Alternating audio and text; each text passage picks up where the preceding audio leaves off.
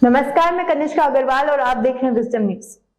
इससे पहले कि हम अपनी खबर की तरफ बढ़े, आपसे एक निवेदन है, कृपया हमारे चैनल को लाइक, सब्सक्राइब, शेयर करना ना भूलें। हरियाणा में बीजेपी और जननायक जनता पार्टी की बीच तकरार की खबरें सुर्खियों में है। सवाल उठ रहे हैं कि 4 साल सरकार चलाने के बाद दोनों पार्टियां चुनावी साल से ठीक पहले अलग हो जाएंगी और क्या गठबंधन टूट जाएगा?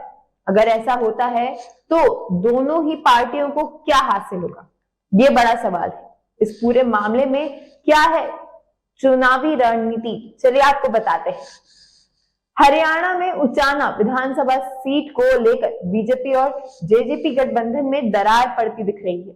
हरियाणा बीजेपी के प्रभारी और त्रिपुरा के पूर्व मुख्यमंत्री बिप्लब देब का बयान इसकी वजह माना जा रहा है। हरियाणा में अपने प्रवास के दौरान उन्होंने जनता से अपील करते हुए कहा था कि 2024 विधानसभा चुनाव में इस सीट से प्रेमलता जी को जिताकर विधानसभा भेजने की जिम्मेदारी आपकी है। दरअसल उचाना वही विधानसभा सीट है जहां से अभी के डिप्टी सीएम दुष्यंत चौटाला चुनावी मैदान में उतरे थे और उन्होंने बीजेपी की उम्मीदवार प्रेमलता को 47,452 वोटों के बड़े अंतर से हराया था। प्रेमलता पूर्व केंद्रीय मंत्री चौधरी वीरेंद्र सिंह की पत्नी है और उनके बेटे वर्तमान में हिसार के सांसद विजेंद्र सिंह चौधरी। वीरेंद्र सिंह के परिवार पिछले कुछ समय से बीजेपी से नाराज चल रहा है और कई बार पार्टी लाइन से हटकर पार्टी को नुकसान पहुंचाने वाले बयान भी देता है। पहलवान आंदोलन के बीच भी उनकी तल्खी उभर कर सामने आई थी, तो वहीं किसान आंदोलन के दौरान भी ये पार्टी की लीग से हटके दिख रहे थे।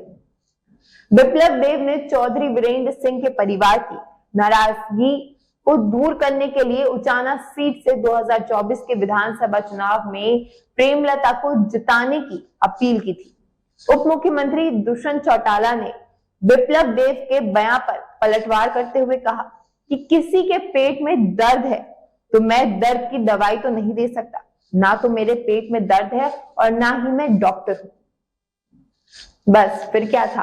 दुष्यंत चौटाला के बयान पर बिप्लब देब ने उन्हें आड़े हाथों लेते हुए तल्खी भरा जवाब दिया कि जेजेपी ने समर्थन देकर बीजेपी और कोई एहसान नहीं किया है, उसके बदले उन्हें उप मुख्यमंत्री बनाया गया है और महत्वपूर्ण मंत्रालय दिए गए हैं।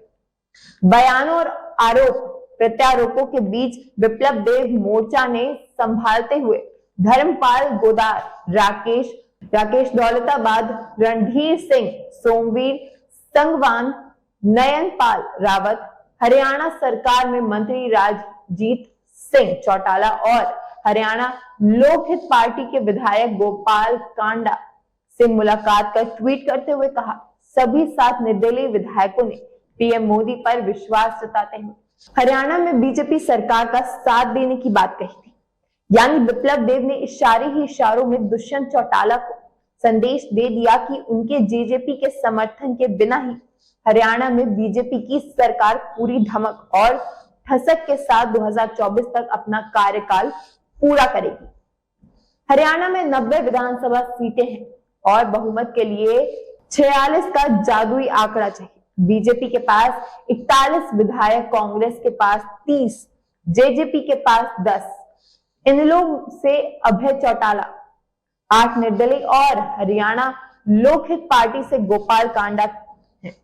7 निर्दलीय विधायकों और गोपाल कांडा ने बिप्लब देब से मुलाकात कर बीजेपी को खुला समर्थन का इशारा कर दिया है। ऐसे में जेजेपी से गठबंधन टूट भी जाता है तो बीजेपी के पास 7 निर्दलीय विधायकों और गोपाल कांडा की पार्टी एचएलपी के साथ आने के बाद विधायकों की संख्या 49 पहुंच जाएगी, यानी बहुमत से 3 ज्यादा। बीजेपी सूत्रों का कहना है कि जेजेपी 2024 के लोकसभा चुनाव में हरियाणा में 3 लोकसभा सीटें चाहती है। 2019 में बीजेपी ने हरियाणा की सभी 10 सीटों पर जीत दर्ज की थी। बीजेपी रणनीतिकारियों की माने 2024 का लोकसभा चुनाव बहुत महत्वपूर्ण है क्योंकि पीएम मोदी और बीजेपी के खिलाफ विपक्ष एकजुट होकर चुनाव लड़ सकती है। ऐसे में बीजेपी 2024 के चुनाव में किसी भी तरह का कोई रिस्क नहीं लेना चाहती है, इसलिए सभी 10 लोकसभा सीटों पर अपना उम्मीदवार उतारना चाहती है। बीजेपी के रणनीतिकारों का यह भी मानना है कि जेजेपी एक क्षेत्रीय दल है, वो भी हरियाणा जैसे प्रदेश में जहां बीजेपी और कांग्रेस के बीच में सीधा मुकाबला है। एमएलओ से टूटकर बने जेजेपी में लोकसभा चुनाव जीतने का जनाधार नहीं है, इसलिए लोकसभा में बीजेपी को सभी 10 सीटों को जीतने की तैयारी अभी से शुरू कर दी है।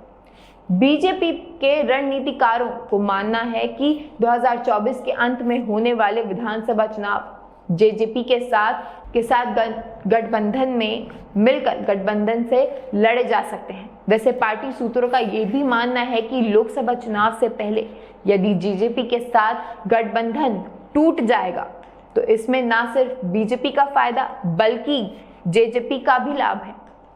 इसके पीछे पार्टी सूत्रों का मानना है कि जेजेपी हरियाणा में जातीय समीकरणों के हिसाब से जातों की राजनीति करती है। 2019 के विधानसभा चुनाव के बाद भूपेंद्र सिंह हुड्डा ने भी कांग्रेस को जाटों का सबसे बड़ा हितैषी के रूप में प्रस्तुत किया है। राजनीतिक पंडितों का मानना है कि हरियाणा में बीजेपी जाट विरोधी राजनीति करते हैं। एक तरफ विपक्षी एकता में जवाब में बीजेपी केंद्र नेतृत्व 2024 से एनडीए का कुंभा बढ़ाने पर जोर दे रहे हैं। एनडीए छोड़कर गए पुराने एनडीए के सहयोगी दलों गठबंधन के साथ लाने और छोटे छोटे नए दलों को एनडीए से जोड़ने का प्रयास कर रहे हैं। अब देखना यह है कि हरियाणा में जेजेपी गठबंधन तोड़ेगा या फिर लोकसभा चुनाव में जेजेपी कम सीट देने का दबाव बना रहा है। तो ये थी आज की बड़ी खबर। उम्मीद करते हैं कि आपको हमारी बड़ी खबर पसंद आई हो। मैं कनिष्का अग्रवाल, विजडम न्यूज से। हमारे न्यूज चैनल की टैगलाइन है ना इधर ना उधर, सच की डगर। हम अपनी टैगलाइन के आधार पर खबरों का विश्लेषण करते हैं और आप तक सटीक जानकारी पहुंचाने का पूरा प्रयास करते हैं। साथ ही आपसे निवेदन है कि कृपया हमारे चैनल को लाइक, सब्सक्राइब, शेयर करना ना भूलें। धन्यवाद।